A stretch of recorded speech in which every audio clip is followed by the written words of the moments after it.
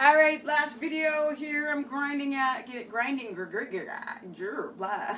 Let's talk about the ketogenic diet is dangerous again because I keep getting that question. Is it dangerous? Is it dangerous? Is it dangerous? And I'm like, okay, if you have metabolic damage and like I've said this so many times. Yes, if you're tired, if you hit snooze, if you've got terrible cramps, men, if your testosterone's low, if you have poor impulse control, if you have depression, if you've got ADD, if you have an autistic child, if you crash in the middle of the day, if you're tired all day long, if you got skin rashes and or you're hyper jacked up all the time, or you got foggy brained, and then if you got more serious things like cancer, lupus, Crohn's, BS, MS, whatever's, poor wound healing, gout, apnea, sleep apnea, then how you do this keto application is critical. So for those who've got gout, you've got to really, really be careful on those red meats. You've got to be careful for all the meats that have high in uric acid and purine, so you might want to drop your protein down and make sure you get like really high fat. Quality, because poor quality fats to somebody who's got gout can continue to create the ulcerations.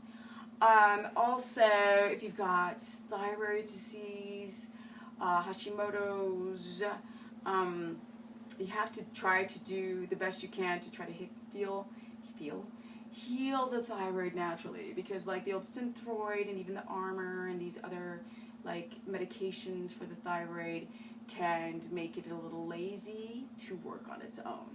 And so the whole point is get your ass to bed instead of taking a pill. Hello-sies! What's the deal? People don't exercise, they don't eat right, they still cheat, but they take the pill. I don't get it. All you have to do is eat right, get sleep, deep sleep, REM state cycle sleep throughout the night, wake up refreshed, eat proper foods that are not weighing heavy on your digestive tract, methylate, detoxify, poop every day, and you'll be able to heal that thyroid exponentially on your own. You have to wonder if you're getting enough iodine. There's kelp iodine, but you always take iodine with selenium. You got to be careful for the Brazil nuts and such to get the selenium. So it's a slippery slope. You have to be careful for the cruciferous vegetables, spinach, kale, the goitrogenic foods, the nightshades for people who've got hyperthyroidism. So you have to be very careful. And also you've got to mind your stress at work. You can't push too hard in your workouts. You can't do stuff in the parasympathetic half of your day. You got to time your foods out. You got to get enough fat. You got to make sure you have a gallbladder that functions. And if you got gallbladder disease, you got to eat your food like snail slow. You have to potentially use ox bile or betaine HCl or apple cider vinegar to help break down those damn fats, lipase, an enzyme, or bitters, or whatever to help with the fact that you do not have a gallbladder. And be aware of the fact that coconut oil or MCT oil, you have a hard time to break down, digest the caprylic acid, eat it with protein, or one of your main meals if you have MCT oil or coconut oil if you can't digest it. Also, if you've got a candida overgrowth, look out for the tea bags, because I'm always saying drink a fatty tea, which just means put fat in a tea. And I'm saying be careful for heavy loaded mycotoxins on tea bags. Also, for those who've got histamine intolerance, you have to be careful for all the things I suggest: cinnamon, spinach. So if you've got histamine, rotate your foods, right? Because if you're allergic to everything, you just got to rotate it so you don't have too much of the same thing constantly making those mast cells overproduce histamine.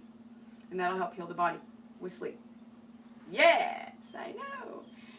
Pregnant women, if you can do a ketogenic protocol, make sure that you don't have insulin resistance or you don't have adrenal issues. If you do, try to heal those things first. Pretty simple. But in my videos, I'm explaining how to heal the body. So maybe get an oat test, an organic acid test at mymedlabs.com, which I didn't mention the place on my first video, and so now everybody's going to ask me, like, where do you get it? MyMadLabs.com, not 23andMe, because that just does genetic testing, and we need, you know, comprehensive analysis of urine and stool. You do blood tests too, you know, and do reproductive hormone testing.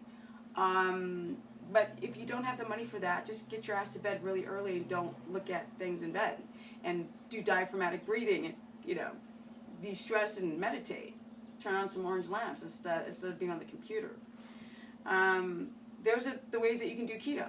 That's the right application of it. Eating enough fat. Don't overload your body with protein. Don't eat cheese, which is very an allergenic food. And it's a mold, guys. You guys have gut friggin' candida times systemic candida times 1,000. So it's kind of a no-brainer, these foods. Plus, like, there's the mycotoxins on nuts as well, beyond the phytates, the plant chemicals. If you have all the other diseases like cancer or lupus, it doesn't matter. The protocol's the same for everybody. There's no separate protocol. If you have epilepsy, same protocol. I have worked with a few epileptic people now. I've got one really amazing success story. If you have heart disease, you have to just be careful of the amount of sodium that we add back into the diet because you're losing electrolytes.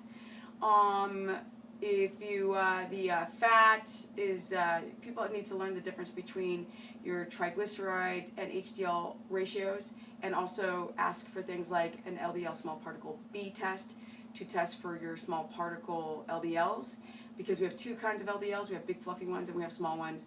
So whenever we say the word LDL, we're like, oh, that's the bad cholesterol. It's not even a cholesterol. All the terminology's fracked up. And so, yes, you can do the ketogenic diet if you have heart disease, but you have to be immaculately clean with the types of foods that you're eating, which means no non-GMO, no red meats that are coming from sick cows. These things are problematic. If you have hypoglycemia, you have to graduate yourself into ketosis. You have to constantly eat fat all the time. Constantly. And you have to sleep to get your systems back in balance. Kids should be on keto yesterday. You can breastfeed. You can do a ketogenic protocol while pregnant, but you just have to do it the smart way. How do you do it? Watch 900 of my videos, or wait for like the books I'm writing that will quantify it all in one, or just wait and graduate yourself slowly into ketogenesis. Stop worrying about ketones being acidic or becoming acidosis. That's type 1s, and I've worked with so many type 1s now. Yes, type 1s, you can do it, and type 2s. You just have to monitor your ketones and blood sugar, and you're fine. I've did so many hundreds of type 1 and type 2 diabetics I've worked with now. It's absolutely beautiful. Mind your workouts. Mind not to do stuff in the second half of your day. And the ketogenic diet is absolutely will heal your body if it's done correctly, and it can kick you in the arse if you do it the wrong way. I'm not gonna lie. So stop trying to do it for weight loss, because it's not about that. You need to get healthy first, and then weight loss will be a fat loss. I'm sorry, we don't want to lose muscle, right, or water to be the weight on the scale. We want to be in the right healthy lose the visceral fat. Keep some of that sub-Q, right? Because we want nice, juicy skin that's not all wrinkly and, you know, dried out and snaky-like. So if you guys want to learn more, go to stephanieperson.com. I've got new downloadable diets, revised diets, new diets. I will be gone in South Africa, so you can go check me out on that whole like eye-opening experience to help ground me and get my freaking feet in the dirt. I think I'm going to do a Periscope or a video with my feet actually in the dirt. Because they ain't the dirt here, let me tell you, it's just dirty pollution. But you could go to Stephanie, the business person, on my Facebook fan page. Well, I will document the whole journey and talk about the human body. You can go to Stephanie Ketogenic on my Instagram, or you can go to Steph the business on the Periscope. I think I mentioned that. And you can go to, where else can you go? That's it. Or you can go to the quietness of your mind and get away from social media. But if you want to get more of me, then those are the platforms that I'll be on. I'm about to peace out. So thanks for tuning in, guys. I'm evolving. You guys are evolving. My first videos were one excited level. Now I'm in another mind state, because we are evolutionary creatures, I hope. And we have the ability to create new neurological pathways and synapses, and we can redesign the neocortex. Let's fix this 3-part brain series. Okay, guys, you know what to do. Peace out! Yeah!